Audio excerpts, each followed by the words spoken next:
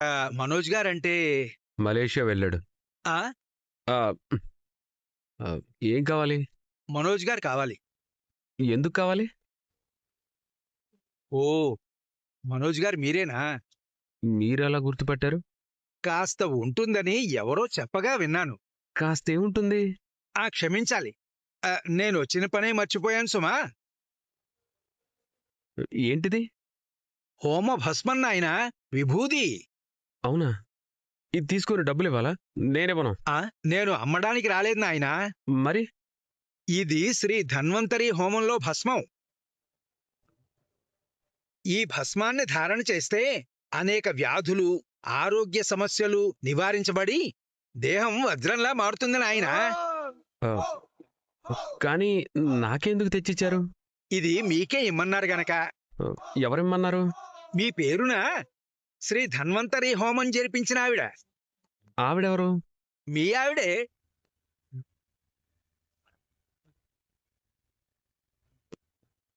రోహిణీనా? అవును నాయనా. సకల దోషాలు తొలగిపోవాలని, సమస్త గ్రహబాధలు నివారణ కావాలని, మీకు మానసిక ప్రశాంతత కలగాలని ఈ హోమం జరిపించారు.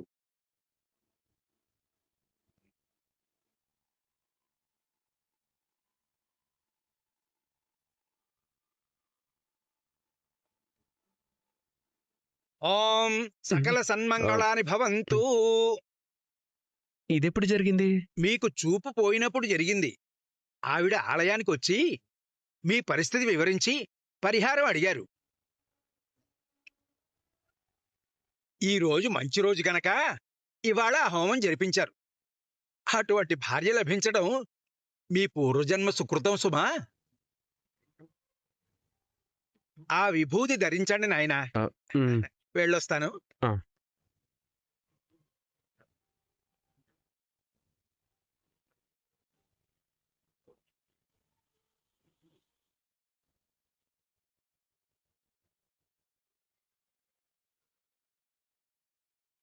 ఆ! హలో. అమ్మా, మీరు చెప్పినట్టే మీ వారికి విభూది ఇచ్చి వస్తున్నారు. ఏమన్నారు? ఎందుకని అడిగారా? మీరేం చెప్పారు? మీరు హోమం జరిపించినట్టు చెప్పి మిమ్మల్ని కాస్త పొగిడానమ్మా. ఆయన మొహంలో ఆనందం కనిపించిందా? ఆశ్చర్యంగా అనిపించిందమ్మా. ఆహ్, ఆ ఆశ్చర్యమే ఆనందంగా మారుతుందిలెండి. థాంక్స్ పంతులు గారు. మంచిదమ్మా. ఉంటాను. ఆహ్, ఆ! కనీసం నా ప్రేమనైనా అర్థం చేసుకుంటే నా మీద ద్వేషం తగ్గుతుందేమో.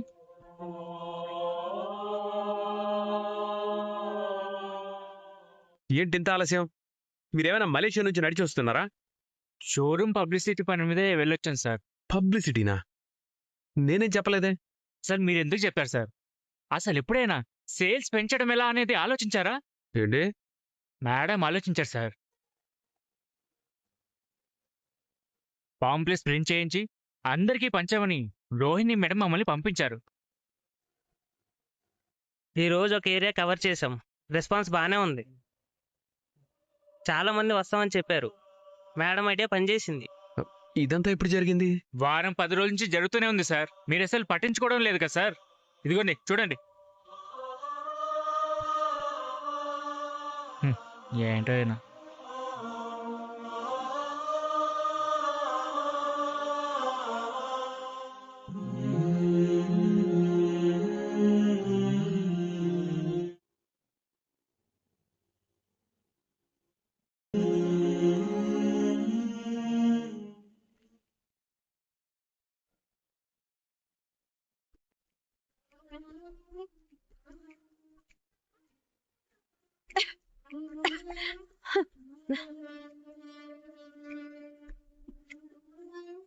రోహిణి, నువ్వా? అంటే గుర్తుపట్టలేనంత ఘోరంగా ఉన్నానా? నువ్వు వంటగది వైపు రావు కదా. రావాల్సొచ్చింది. ఎందుకు? కొత్తగా ఈ అలవాట్లేంటి? ఇక నుంచి నా తిండి నేనే వండుకోవాలంట అత్తయ్య చెప్పారు. అయ్యయ్యో! నీకు వంట చేయడం కూడా రాదు కదా. నేర్చుకుంటాను, తప్పదు కదా. ఏ అది ఉప్పు కాదు, పంచదార. ఆ, ఇదిగో తీసుకో. ఏదేంటో ఎలా గుర్తుపట్టాలి? డబ్బాల మీద రాసి పెట్టొచ్చు కదా. నీకు వంట చేయాల్సిన అవసరం వస్తుందని అనుకోలేదు. నాకు ఆ అవసరం ఎప్పుడూ రాలేదు. కాలం కలిసి రాకపోతే ఎక్కడి నుంచి ఎక్కడికైనా వెళ్లాల్సిందే. హ్మ్, పర్లేదు, నిజంగానే మారుతోంది. మీనా, ఏంటిదో మాడిన వాసన వస్తుంది. రోహిణి వంట చేసుకుంటోంది.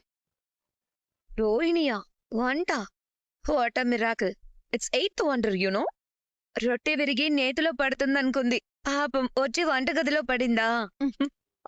మరీ అంత వెటకారం చెయ్యకు శృతి. ఫ్యాక్టే కదా. అప్పుడప్పుడు నాకు నీ విషయంలో అనుమానం వచ్చేది. ఏదో ఒక రోజు నీకు ఈ పరిస్థితి వస్తుందని నేనప్పుడే గెస్ చేశాను. పాపం, హోమ్ మినిస్టర్ పోస్ట్ పోయి కిచెన్ డిపార్ట్మెంట్ కి డిమోట్ చేశారా ఆంటీ నిన్ను? పోన్లే శృతి, జరిగిందని జరిగిపోయింది కదా, వదిలేసేయ్. పర్లేదులే మీనా, మనం కో సిస్టర్స్ కదా, మనసు విప్పి మాట్లాడుకుందాం. మనసు విప్పి మాట్లాడడం అంటే మనసులోదంతా బయటికి చెప్పడమా? అంతే కదా మరి. నీ టైం బాగున్నప్పుడు నీ కళ్ళు ఆకాశంలో ఉండేవి. ఆంటీ నిన్ను నెత్తి మీద పెట్టుకున్నారు. పాపం మీ పనులన్నీ మీనా చేసేది. మీనా కాఫీ తీసుకురా, మీనా వంట అయిందా, మీనా అంట్లు తోమావా, మీనా బట్టలు ఉతికావా, ఆంటీ నోట్ నుంచి ఇవే వినేదాన్ని. ఇక నుంచి నీ పేరు వింటామేమో. నేను చేస్తానులే శృతి. ఏ పని చేయకూడదని నేనెప్పుడూ అనుకోను. అది నాకు అసలు భారమే కాదు. పాపం రోహిణి బాధపడుతోంది, తన్నేమి అనకు. నేనన్నా అనకపోయినా జరిగేది జరగక మానదుగా. దీన్నే తలరాతానంటారు.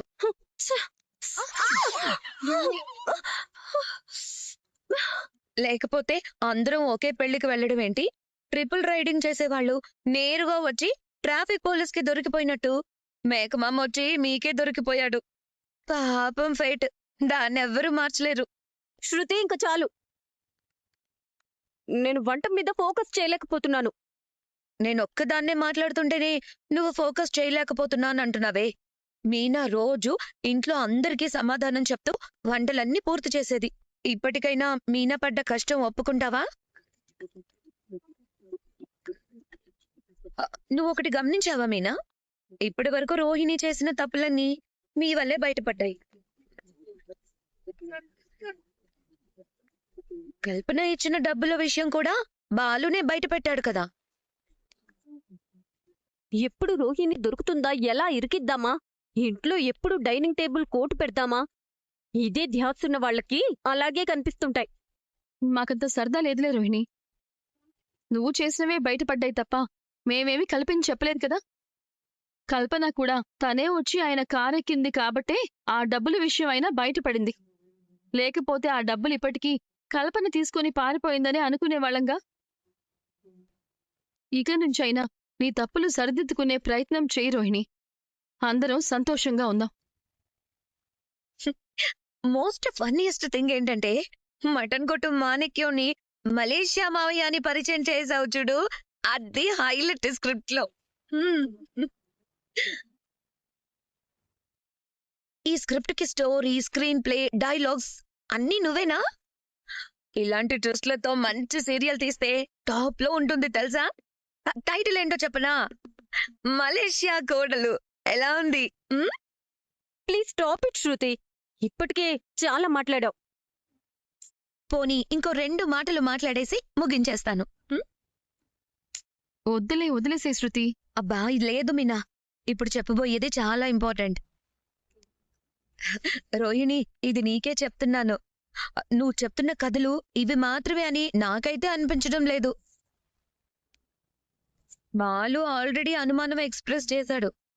మలేషియా మ్యాటర్ మాత్రమే కాదు, నువ్వింకేదో దాస్తున్నావు.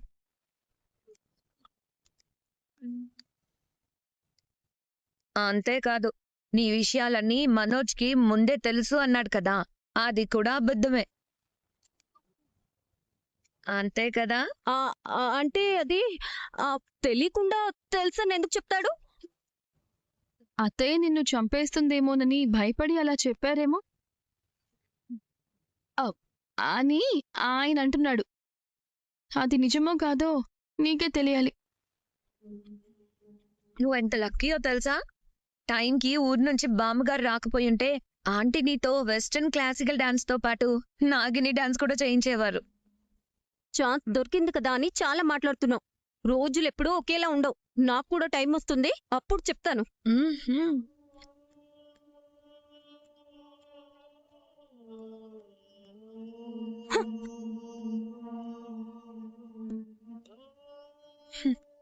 ఏంటి శృతి అలా మాట్లాడతావు? పాపం బాధపడుతుందేమో. నేను కావాలని రెచ్చగొట్టాను. నేనిన్నంటున్నా తనెందుకు తిరిగి మాట్లాడలేదో తెలుసా? ఫ్లోలో తాను దాచిన ఆ నిజం కూడా బయటపడుతుందోనని భయం. ఆయన కూడా ఇదే అంటున్నారు. ఏంటా నిజం? వెయిట్ చేద్దాం, అన్నీ బయటకొస్తాయి. అప్పుడు మలేషియా కోడల్ సీరియల్ క్లైమాక్స్ ఉంటుంది. Just wait and see.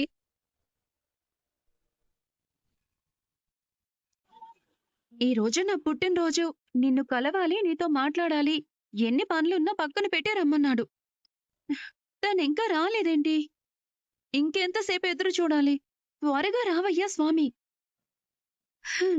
నిన్ను కాదు, అరుణ్ణి త్వరగా పంపించు. మళ్ళీ ఇంతసేపు ఎక్కడికెళ్ళావి అంటే అమ్మకి సమాధానం చెప్పలేను.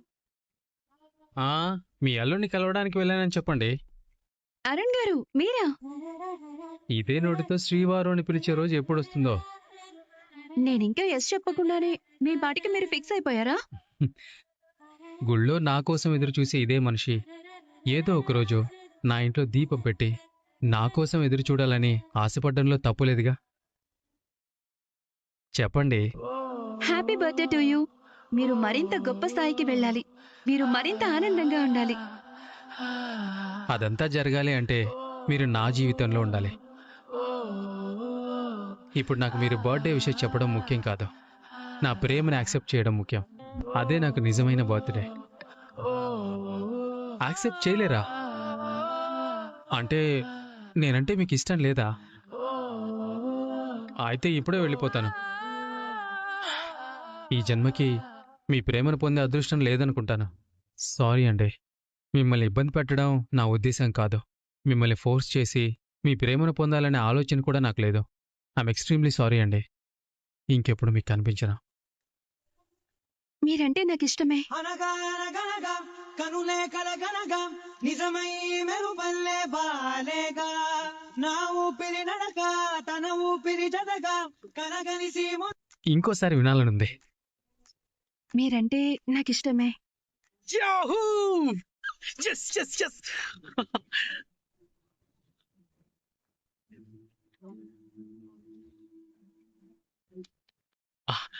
నేను పోలీసుని అయినప్పుడు కూడా ఇంత హ్యాపీగా ఫీల్ అవ్వలేదండి. మనం ప్రేమిస్తున్న అమ్మాయి మనల్ని తిరిగి ప్రేమిస్తుందంటే అంతకంటే ఆనందం ఈ జన్మకి ఇంకేం ఉండదేమో. మిమ్మల్ని ఇష్టపడకపోవడానికి కారణాలేం లేవు. మీరు మంచివారు. మీ అమ్మను చాలా బాగా చూసుకుంటారు. డ్యూటీలో చాలా సిన్సియర్గా ఉంటారు. నిజాయితీగానూ ఉంటారు. మీకన్నీ మంచి క్వాలిటీసే ఉన్నాయి. కానీ కానీనా? మళ్ళీ కానీ ఏంటండి? ఈ ఇష్టం ప్రేమ కాదా అని ఇప్పుడే చెప్పలేకపోతున్నాను. అంటే ఇష్టం వేరు, ప్రేమ వేరా? అవును. ఒక మనిషి మీద మనకున్న మంచి అభిప్రాయం తనని ఇష్టపడేలా చేస్తుంది. అదే మనిషితో జీవితం పంచుకోవాలనిపించినప్పుడు ప్రేమ కలుగుతుంది. ఇదేం ట్విస్ట్ అండి? నన్ను పెళ్లి చేసుకోవడానికి మీకేంటి అభ్యంతరం తెలుసుకోవచ్చా? ప్రేమ అంటే అది ఇద్దరి అభిప్రాయం మాత్రమే. పెళ్ళనేది 2 కుటుంబాల అభిప్రాయాలు కలవాలి. ఈ విషయం ఇంట్లో తెలిస్తే ఏమంటారో అన్న భయం కూడా ఉంది. ఏమంటారు? మనమేం తప్పు చేయట్లేదు కదా. కానీ ఆడపిల్ల పెళ్లి చేయాలనుకుంటే తల్లిదండ్రులు చాలా ఆలోచిస్తారు కదా. నాకు మా నాన్న కూడా లేరు. అన్నీ అమ్మ అక్కే చూసుకోవాలి. నో ప్రాబ్లం, అందరినీ ఒప్పిద్దాం. నాకేం తక్కువ? హ, అందం, చదువు అన్నీ ఉన్నాయి. ఏమనుకోకండి. ఇంట్లో వాళ్ళకి నచ్చ చెప్పాలన్నా నాకింకొంచెం టైం కావాలి. పోన్లేండి, కనీసం మీకైనా నచ్చాను కదా. ఇదే బర్త్డే గిఫ్ట్ అనుకుంటాను. ఖచ్చితంగా ఎప్పటికైనా మీ ఇంట్లో వాళ్ళు ఒప్పుకుంటారనే నమ్మకం నాకుంది. మీ నమ్మకం నిజం కావాలని కోరుకుంటున్నాను. నిజమయ్యే వరకు ఎదురు చూస్తూ ఉంటాను. అన్నీ ఒప్పిద్దాం. నాకేం తక్కువ? హ, అందం, చదువు అన్నీ ఉన్నాయి. ఏమనుకోకండి. ఇంట్లో వాళ్ళకి నచ్చ చెప్పాలన్నా నాకింకొంచెం టైం కావాలి. పోన్లేండి, కనీసం మీకైనా నచ్చాను కదా. ఇదే బర్త్డే గిఫ్ట్ అనుకుంటాను. ఖచ్చితంగా ఎప్పటికైనా మీ ఇంట్లో వాళ్ళు ఒప్పుకుంటారనే నమ్మకం నాకుంది. మీ నమ్మకం నిజం కావాలని కోరుకుంటున్నాను. నిజమయ్యే వరకు ఎదురు చూస్తూ ఉంటాను. సరే, ఇక నేను వెళ్తాను. ఎక్కడికి? మా ఇంటికి. నేను పిలిచినందుకు వచ్చారు కాబట్టి నేను వెళ్ళమన్నప్పుడే వెళ్ళాలి కదా! అదే న్యాయం కదా! ఇక్కడే ఉంటే ఏం చేయను?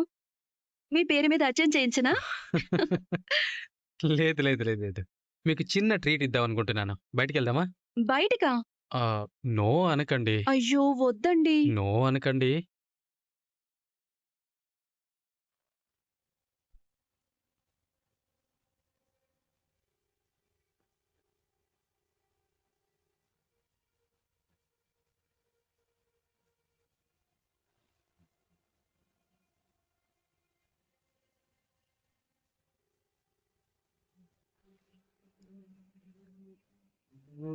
ప్లీజ్ అండి. Please please. అయ్యో మీరలా రిక్వెస్ట్ చేయకండి. నాకు జాలేస్తుంది. వస్తానని చెప్పొచ్చు కదా! రాకపోతే వదిలేలా లేరుగా. ప్లీజ్ అండి. Please please please. సరే, త్వరగా వచ్చేయాలి. అలాగే. Thank you. రండి వెళ్దాం.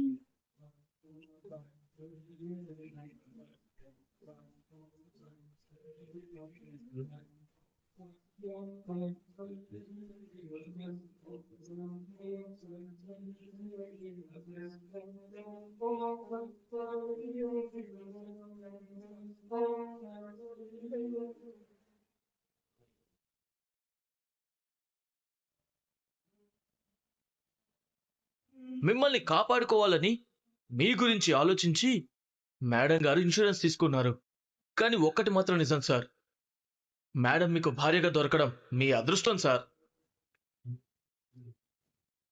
మీకు మానసిక ప్రశాంతత కలగాలని ఈ హోమం జరిపించారు. అటువంటి భార్య లభించడం మీ పూర్వజన్మ సుకృతం సుమా.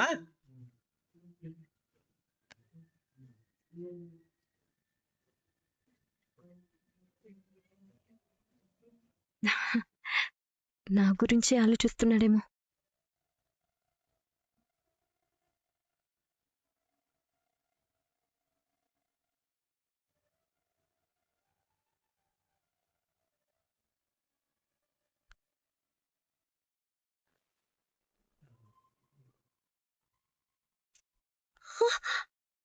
మనోజ్,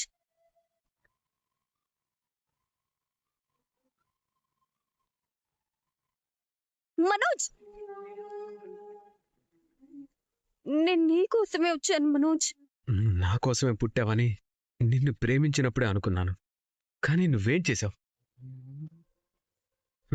సారీ, నేను అసలు మాట్లాడకూడదనే అనుకున్నాను. కానీ నా ప్రమేయం లేకుండానే మాట్లాడాల్సి వచ్చింది. మనోజ్, నా మనసును ఎందుకు అర్థం చేసుకోలేకపోతున్నావు? నేను నిజంగా నీ కోసమే పుట్టాను, నీ కోసమే బతుకుతున్నాను మనోజ్.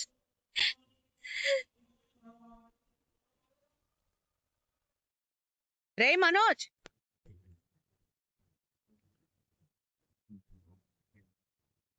ఈ టైంలో ఎక్కడికి వెళ్తున్నావురా?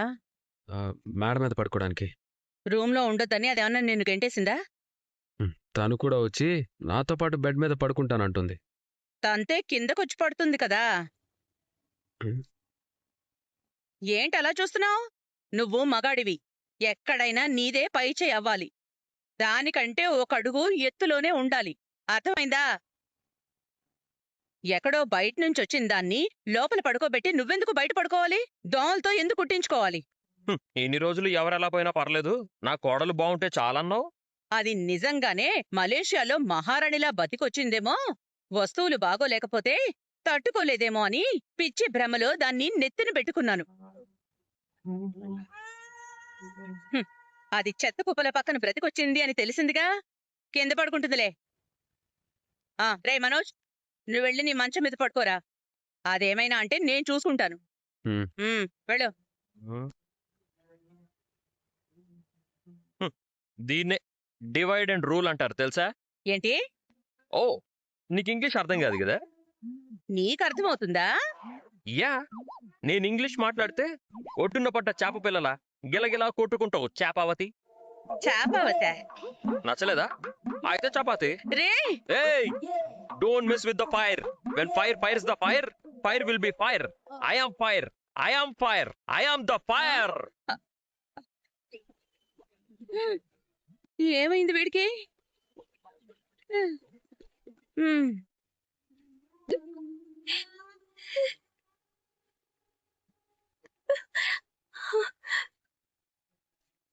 నేను ఈ రూమ్లో పడుకోవాలంటే నువ్వు నా పక్కన పడుకోకూడదు.